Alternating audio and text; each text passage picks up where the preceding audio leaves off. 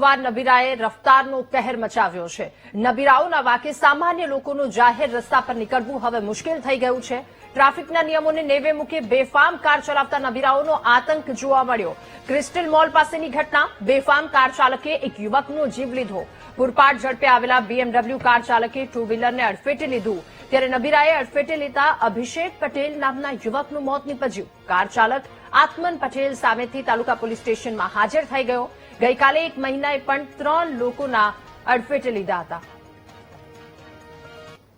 રાજકોટમાં hit and રનની ઘટનાને પગલે એક વ્યક્તિનું મોત થયું છે। આપ સીધા દ્રશ્યો જોઈ શકો છો। હાલ જે આ ગાડી છે એ BMW કાર છે, તેના દ્વારા હિટ એન્ડ રન કરવામાં આવ્યું હતું, જેમાં એક યુવકનું ઘટના સ્થળે જ મોત થયું છે।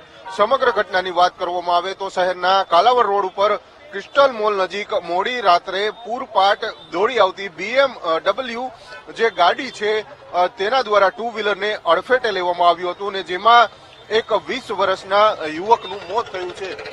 આત્મન પટેલ નામનો યુવક છે, તે આ કાર છે BMW કાર છે તે ચલાવી રહ્યો હતો અને ઘટના સ્થળે અભિષેક નામના યુવકનું મોત થયું છે।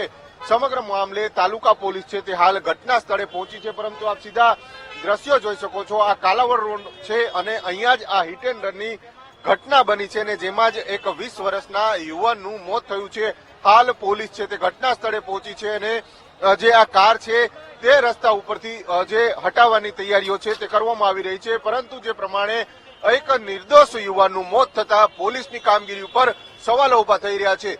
2 દિવસ પહેલા આ જ પ્રકારનો એક બનાવ બન્યો હતો, જેમાં પણ જે એક બાળકી છે, વિદ્યાર્થીની છે, તેનું મોત થયું હતું।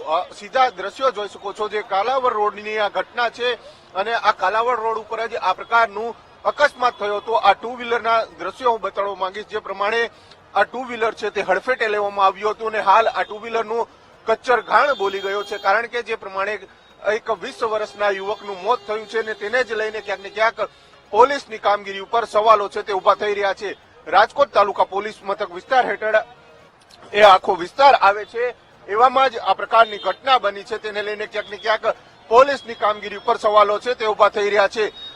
2 દિવસમાં જે પ્રમાણે એક નાની વિદ્યાર્થીનીનું મોત થયું હતું, જે પોતાની માતા સાથે જઈ રહી હતી, તેનું મોત થયું હતું, ને ત્યારબાદ હવે આ ગઈકાલે મોડી રાત્રે આ પ્રકારની ઘટના બની છે। આપ સીધા દ્રશ્યો જોઈ શકો છો।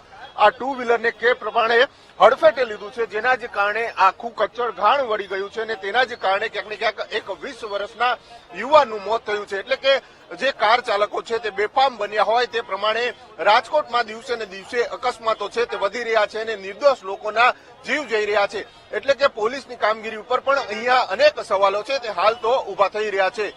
કેમેરામેન નિશિત ગઢિયા સાથે ભાવેશ સોંદરવા, BTV ન્યૂઝ, રાજકોટ।